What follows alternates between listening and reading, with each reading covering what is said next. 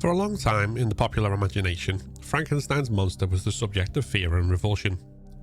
Back in 2018, The Times and The Sun, respectively the pseudo-intellectual and the bluntly racist outlets for Rupert Murdoch's right-wing propaganda in the UK, declared students who felt the monster was misunderstood to be snowflakes, another example of woke politics infecting popular culture and trying to ruin entertainment with its messaging.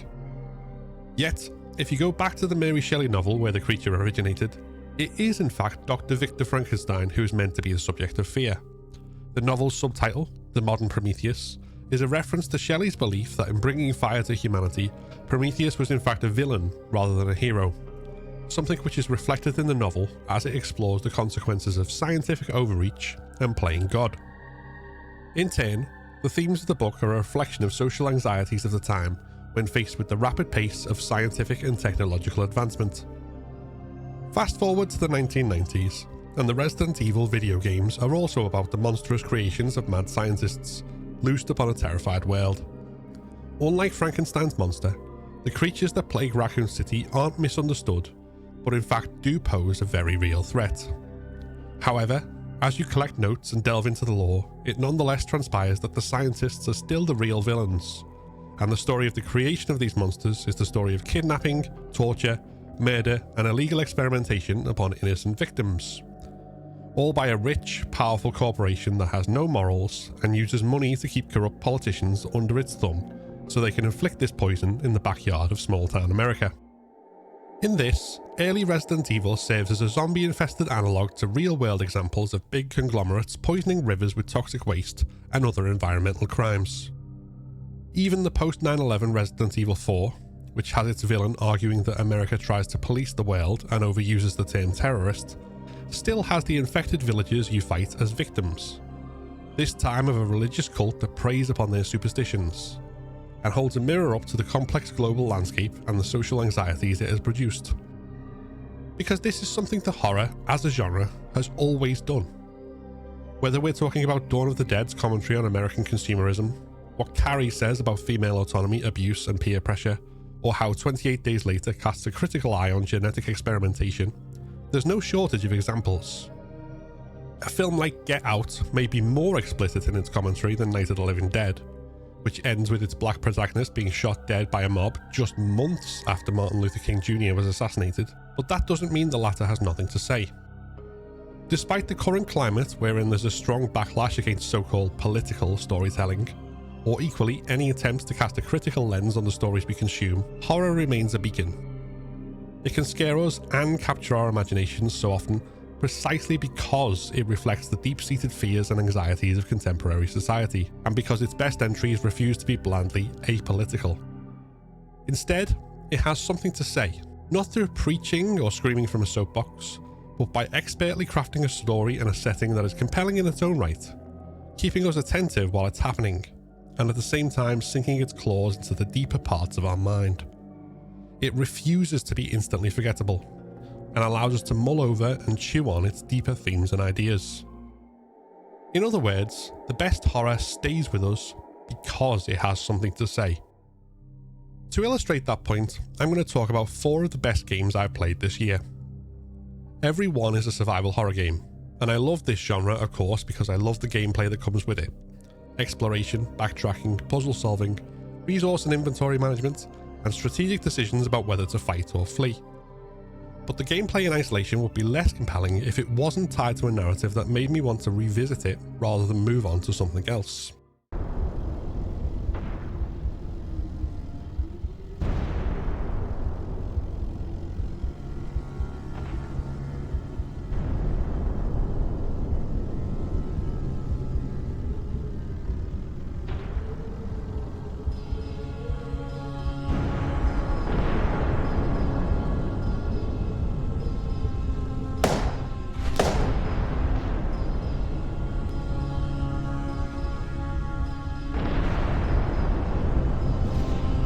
Conscript is an isometric pixel art game set in the trenches of the First World War.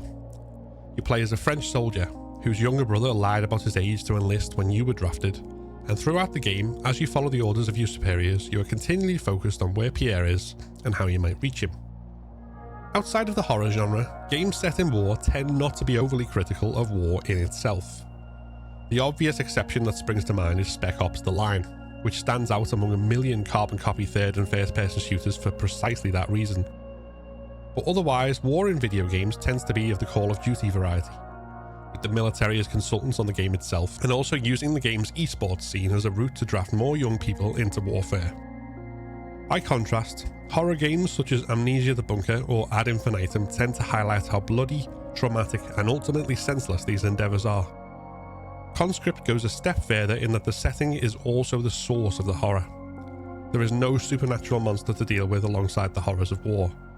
There is just the war. And for that, the game is all the more visceral and powerful. The combat is slow and clunky in a way that provides perfect challenge for a survival horror game, forcing you to choose between using up precious resources or putting yourself in harm's way to preserve them.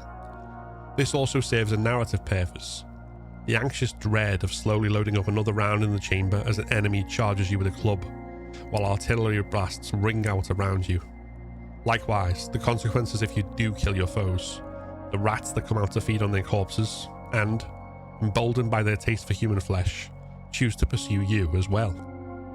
As you progress, you will come across soldiers, both on your own side and the enemy, who are insensible with shell shock and clutching their heads, hoping it will all go away.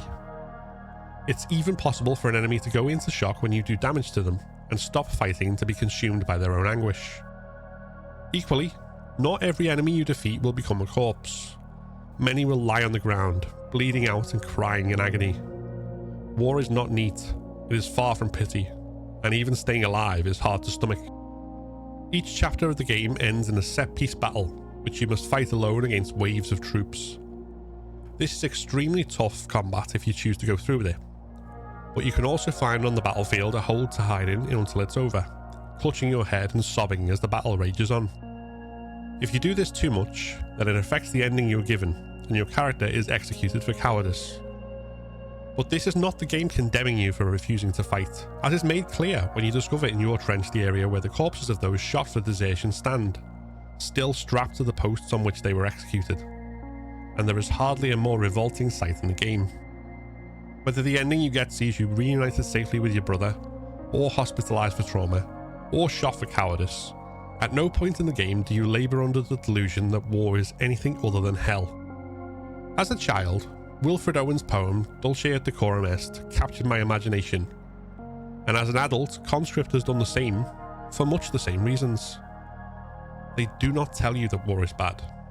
They simply let the story of war play out, without pretenses or false airs, and let the old lie expose itself.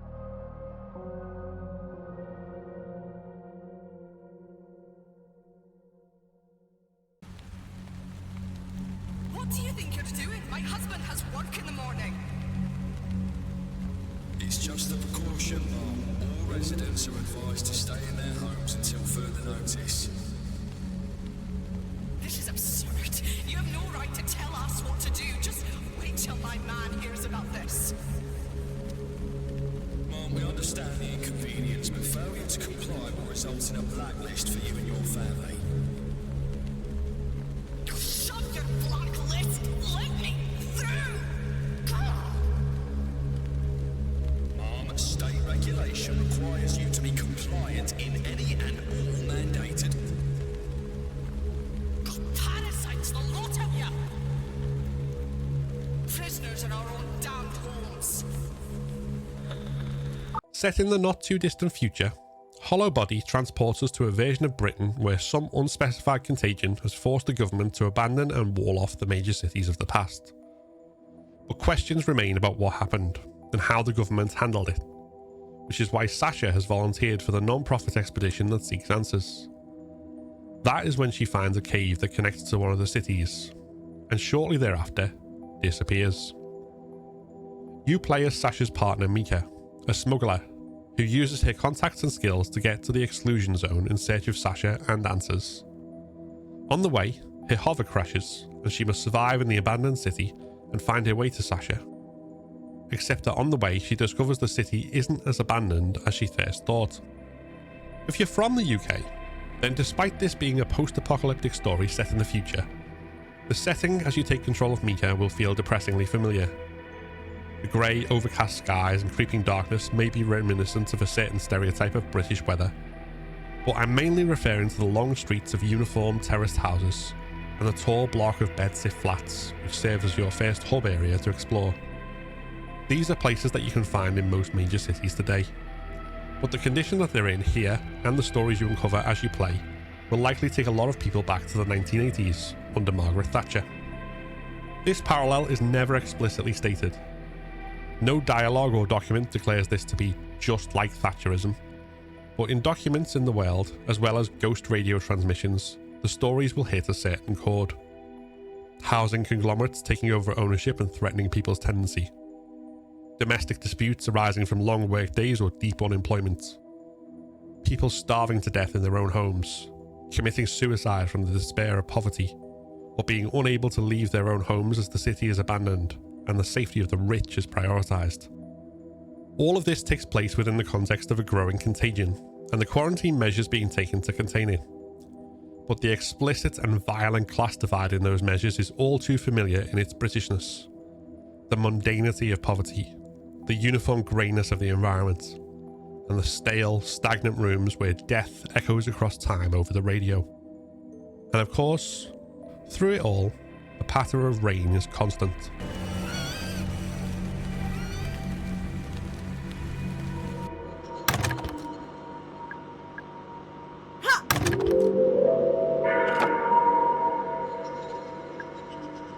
Set in an abandoned theme park, Crow Country sees Agent Mara Forrest investigating the disappearance of park owner Edward Crow in the wake of the park closing down after an accident leads to the injury of one of its patrons. When she enters the park, she soon finds it filled with strange, warped creatures and bizarre traps. And while trying to discover the truth, she interacts with an eccentric cast of characters, including a local conspiracy theorist, an inept policeman, an extremely pushy lawyer, and a disgruntled former partner of Crow's. The story is told with tongue firmly in cheek throughout, humour in the dialogue ranging from dry sarcasm to absurdity. Like many classic stories aimed at younger audiences, our young protagonist is almost always the only one with any sense about her, solving problems whilst all of the older and important characters bicker, fret, and fail to make any progress.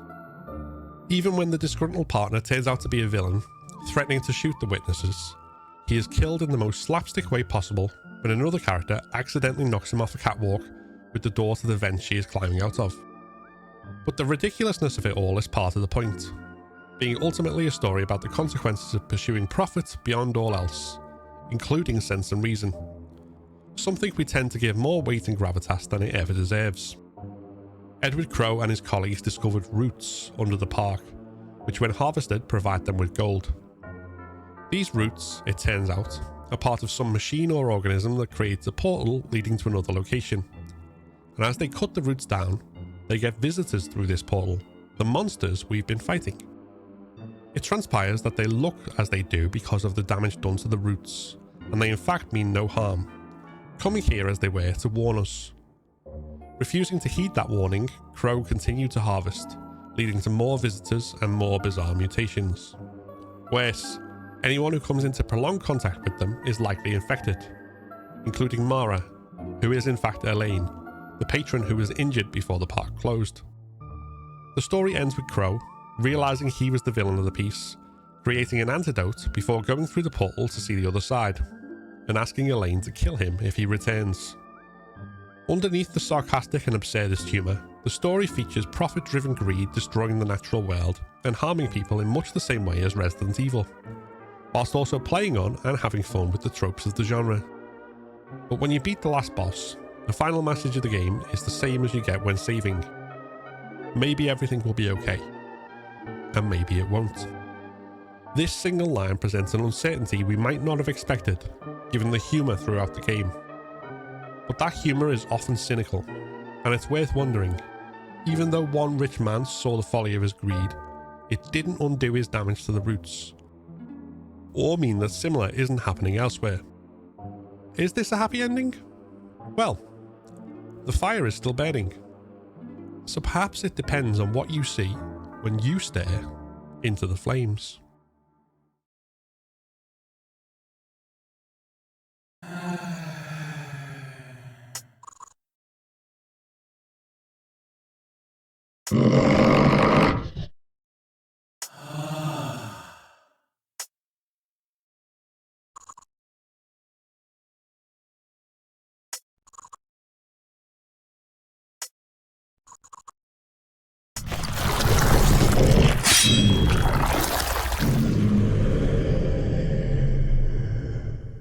Easily the brightest and most colourful of the games I'm discussing in this video, Sorry We're Closed is an exploration of love. What it means, how it changes us even when we try to resist that, and its positive and negative facets alike. The story centres around Michelle, a young woman who is becoming increasingly withdrawn when she becomes the focus of a demon's attentions. That demon, called the Duchess, wants Michelle to love her, and to achieve this goal gives Michelle a deadline after which non-compliance will be met with eternal torment, plus a third eye that allows her to perceive the demon world. The third eye leads Michelle to see the demons and angels that exist all around her, including the true forms of two of her friends, and to travel into other realms. Alongside the traditional survival horror gameplay elements, the story of Sorry We're Closed unfolds like a visual novel, with dialogue choices and active choices you make in the world allowing you to shape the relationship between various couples in the world, whom you can bring closer together or sabotage. A key theme throughout, as mentioned, is the transformative nature of love, something that many of the prospective romances throughout the game are continually resisting. Two of the couples are a demon and an angel, at once defying their nature, yet in denial of the changes they must embrace in order to see happiness. And perhaps the most telling point here isn't that their relationships face outside opposition, though they do, or how that opposition fuels the lover's own internal doubts and concerns. In pursuing Michelle, the Duchess is also in denial about how love can change you, to the extent that she is trying to strong-arm Michelle and those whom she pursued previously into loving her in a way that changes nothing. This of course doesn't work, which is why she has a hallway full of rooms where her former suitors are tortured for eternity. In resisting this, you have the choice to do everything you can to take down the Duchess and break the curse. Or, if you prefer, to fight to win the Duchess over to the idea of love as a transformative force, and embrace rather than resist that change if she wants to be with you. As should already be apparent, all of this takes place within a game world which isn't just colourful, but also unapologetically queer. If there are cishet characters in the game, Sorry We're Closed doesn't go out of its way to identify them, and none of them have any relationships that we're invested in. And demons or not, allowing love to transform them and being able to be their fully authentic selves is something queer communities have long struggled with for various reasons. Which is why the story doesn't have to be about war, class or capitalism, though those things make an appearance as we meet the Duchess's former suitors, in order to hold up a mirror to the world and tell an interesting tale reflective of societal anxieties.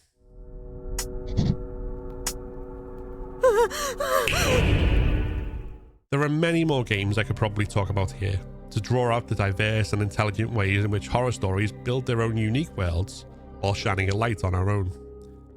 I haven't touched upon Silent Hill 2 and how it deals with the messy intersection of grief, guilt and desire, or how different forms of trauma, as seen through the eyes of James, Angela and Eddie, present very different horrors and responses. Or, stepping beyond the bounds of this year, the ways in which Signalis explores love, loss and identity, as well as systems of oppression. The cold inhumanity of corporate control in the Alien franchise. What Tormented Souls has to say about how religion perverts notions of love and devotion.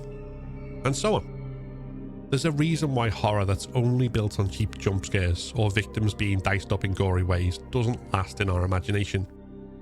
Michael Myers in Halloween and Jason in Friday the 13th aren't just scary guys in masks. Even the Scream franchise is built on deconstructing the tropes of the very genre it's part of. Good horror always has ways to keep us thinking about it, gives us so much more than simply what we see on the surface. It's a common and extremely shallow refrain that the media we consume for entertainment must never be anything more than escapism, saying nothing of the world we live in and its conditions. And it's true that, if every book or film or video game was simply a lecture from someone standing on a soapbox, it would get tiring. But that doesn't mean it should never reflect anything real, or make us think, because that is just a recipe for a media landscape filled with the bland and the forgettable. Instead, What we should expect of stories in any media is good writing. And the best writing draws upon the real to flesh out the fictional. It echoes reality in a fantastical way and has deeper themes and meaning that allow us not just to consume it and move on, but to let it marinate in our brains, to discuss it with our peers, to be able to revisit it and get fresh enjoyment. We can't do any of that if it has nothing of any value to say. And that's why I'll always return to horror, and especially horror gaming. Because no matter how derivative, how blandly corporate, how safe other genres might get with the homogenization of mass media, horror is always there to push boundaries, to challenge us, and to hold up a critical lens to the world around us. Because if it doesn't, then it's not really horror. This video was originally published in 2024 on my other channel, which is primarily dedicated to The Last of Us. I've moved it here because I want this channel to be the home of all my content dedicated to talking about all things horror. If you enjoyed it, please give it a like and consider subscribing for more. Like the video that's just popped up, which YouTube thinks you should watch next. You can get early access to future videos on both this and my other channel by joining my Patreon for as little as £1 a month. Thank you very much for watching, and see you next time.